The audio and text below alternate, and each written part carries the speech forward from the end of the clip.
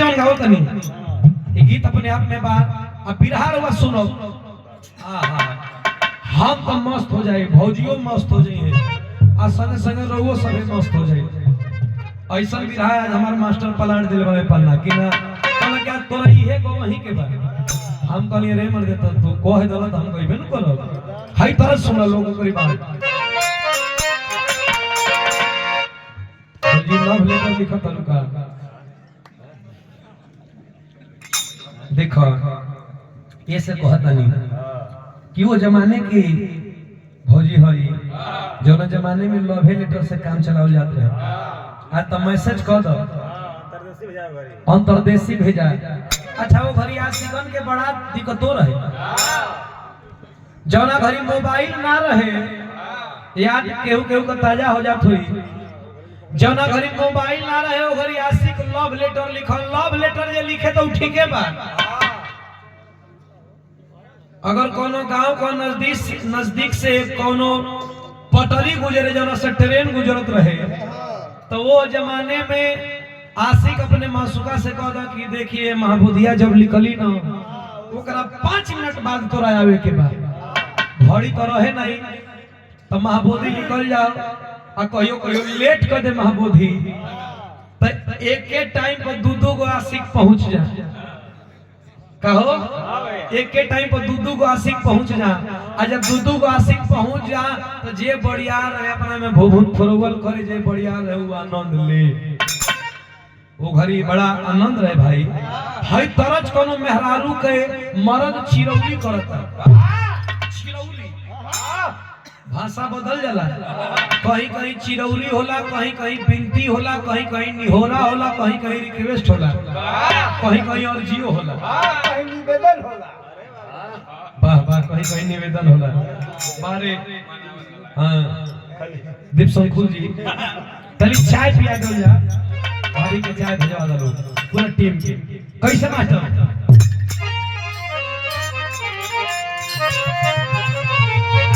अरे कैली बहुते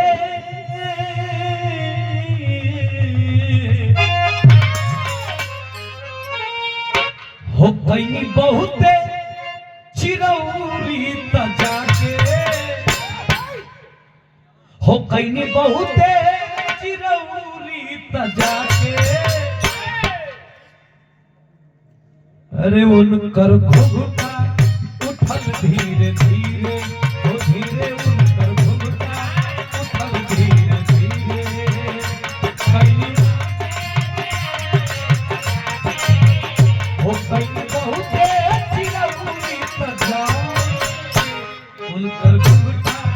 उठल धीरे धीरे ओ धीरे उनकर बाहर लिखे वाला बाहर भोजपुरी तन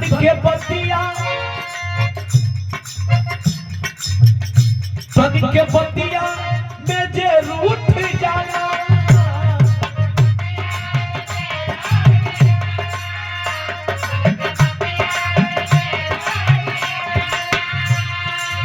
हो तन के बतिया में जे रूठ जाना हो निकल लागी न उनके मनावल जब आई न केहू मनावे जब आई न केहू मनावे छूट जाई उठल धीरे धीरे धीरे छूट जाई उठल धीरे धीरे जब आई न केहू जब छूट जाई उठल धीरे धीरे